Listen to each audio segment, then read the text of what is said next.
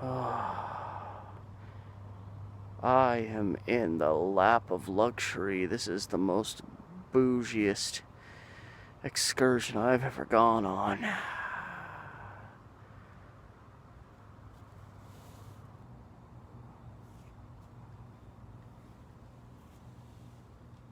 ain't as bougie as you think. And this isn't a special face mask. This is just my dry eye mask. But come on over here. But I'm gonna keep it real, and this thing gets warmed up nice and good, helps with my eyes, helps make things better functional, feel better after it. I usually have it on about 10 to 15 minutes, so I figure, hey, I'll bring you a 10 to 15 minute story while we're all trapped in quarantine.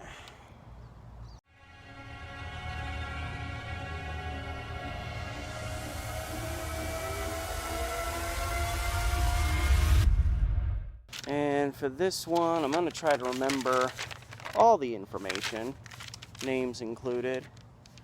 Primarily, because this particular story is actually kind of an addendum to a Historic Murders of Portland episode I did. There was a Historic Murders of Portland episode I did, I think it called, like, I can't remember the title off the top of my head, but it was called, like, Killed Out of Mistaken Identity. It was a 1901 case of a guy named James Morrow who was walking home on the east side after visiting his girlfriend.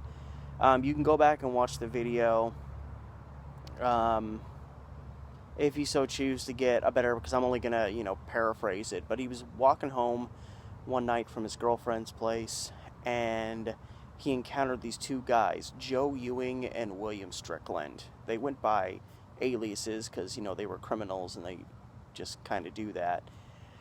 And the general story is that when they encountered Morrow, they thought he was somebody else, and so they were going to rob him, and then they ended up shooting him dead. That's the quick and short what happened to James Morrow. They shot him.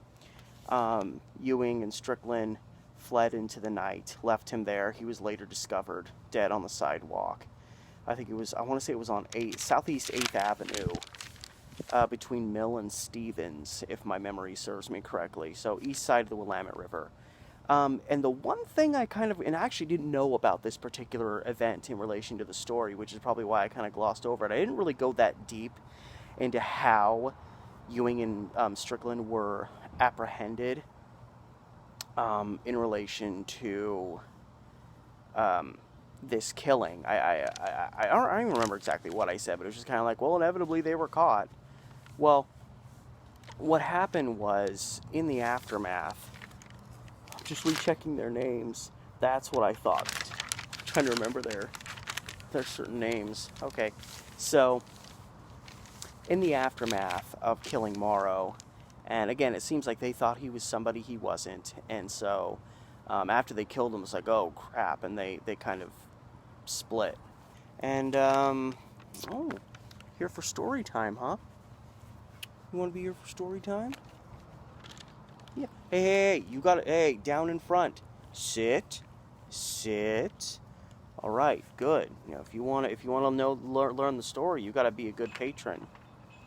So, before Ewing and Strickland ended up killing Morrow, they had reserved a room at a boarding house that was on First Avenue, First and Yamhill. I'd kind of ballpark it. Based on the address, I'd say it was probably the southwest corner of First and Yamhill. And First and Yamhill is like a prime hub of Old Town, Portland. And so they'd obtained a room at this rooming house from a Mrs. Whitlock. She was the person kind of running the show there. And she noticed during the day that these men had been staying there that a bunch of her belongings had gone missing. Belongings adding up to a total of like $60 in worth, which $60 in 1901, that's a lot of cash back then. So she could just tell when Ewing and Strickland got the room. She could tell they were rough, they were edgy, they were probably criminals of some sort.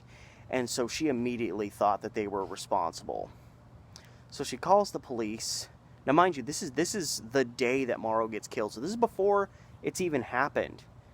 They haven't even killed Morrow yet, and she's trying to get the police to show up. She's like, "Oh, these hoodlums, they stole my stuff." "Oh, you don't want to finish the story, pup?" "All right, fair enough."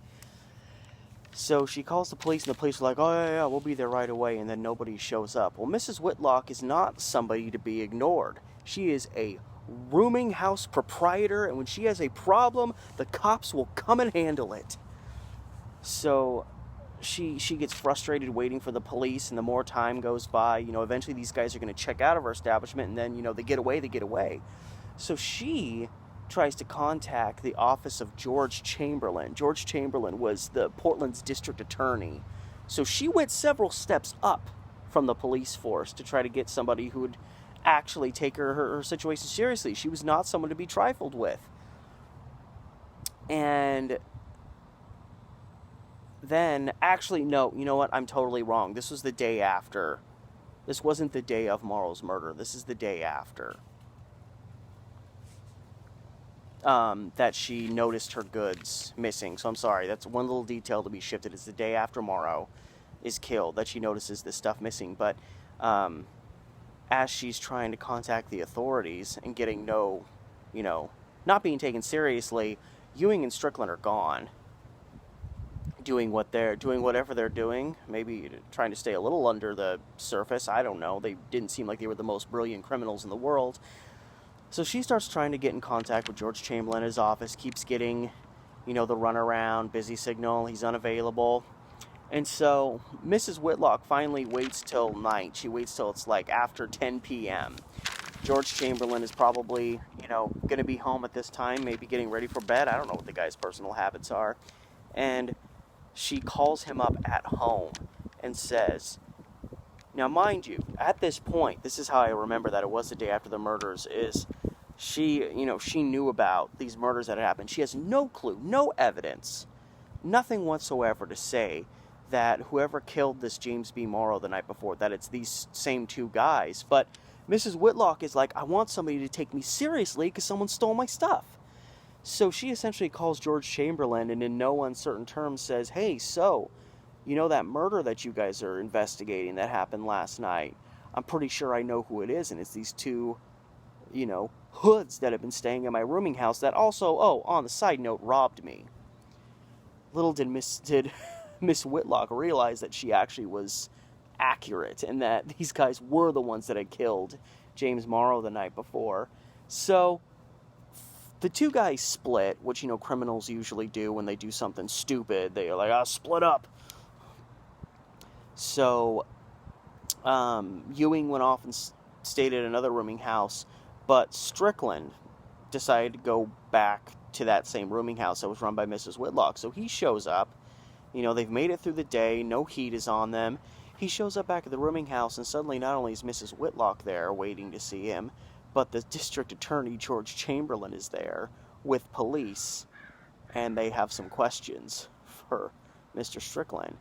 And Strickland actually admitted involvement really quickly because he was dumb enough to think that if he just said, oh yeah, I was there, but Ewing did it, that would somehow help him, even though Portland law at the time, I don't know if it's like this anymore, it's probably much different, but Portland law at the time was, if you're an associate of someone who then shoots somebody, you're equally responsible. So in saying that, he was there with another guy his partner in crime who committed a murder, and that was a death sentence. Strickland was essentially setting himself up for a death sentence. But in admitting it really quickly, he was easy to apprehend, so they went out looking for Ewing. He was apprehended at his rooming house, and the two guys just turned on each other. They each said the other one did the shooting, not realizing they were throwing each other under the bus because they were equally responsible whether they fired the weapon or not. And there's still a little bit of mystery as to who exactly fired the gun.